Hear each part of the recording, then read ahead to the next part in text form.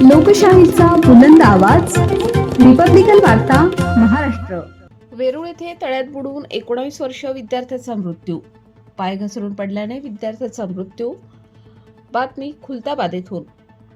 वेरूळ येथे कपडे धुण्यासाठी तळ्याकडे गेलेल्या 19 वर्षीय विद्यार्थ्याचा बुडून दुर्दैवी मृत्यू झाल्याची घटना घडली असून आदर्श संतोष पांडे वय 19 वर्ष, राहणार बिहार असे मृत विद्यार्थ्याचे नाव आहे. तो वेरूळ येथील महर्षी विद्यालय आश्रमशाळेत गेल्या 1 वर्षापासून धार्मिक शिक्षण घेत होता.